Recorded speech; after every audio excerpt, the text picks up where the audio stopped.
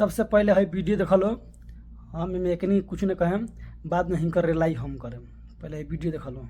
हमारे घर के लोग लजा जाला, कहला लोग जा दा पहले तो ना कहले सी, अब कहले तो करे दा। हमें से ना कहले रहती तो अपने घर के लोग क्यों ना हंसीत।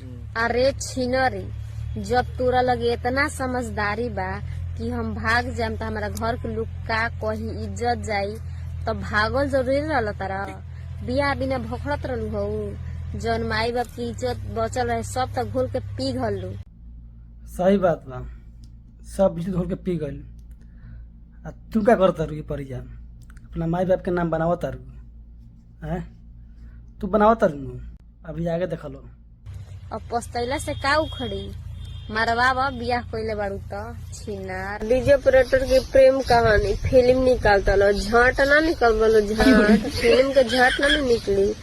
ई बतिया कहत रहे तोरा माई बाप की इज्जत नहीं जात, तो निमन कहत रे। आ ओकनी के फिल्म निकालता रसन, भाग के बियाह करसन, जौन करसन ठीक बा, लेकिन अभद्र भाषा बोलत रे, ठीक बोलता रे, इससे तोरा माई बाप की इज्जत नहीं जात। नार हम रहते तनी गाड़ी पर लोहा से मार मार के गांव करिया कर देला यार लो। एगो तो बात आपको समझ में ना वाला, कौन बते कहली गोड़ कोडी करती रे, तो पहले तो निमन से बोल, ठीक बा? केकरा का कहे के बा, ऐसन बात नहीं कि हम तोरा नहीं चिन्ह। तो घर गोपालगंज जिला, हमरो घर गोपालगंज जिला हो, तो गोपालगंज जिला के नाम बदनाम करबे तो हम तोरा घरे में कमी करब ना।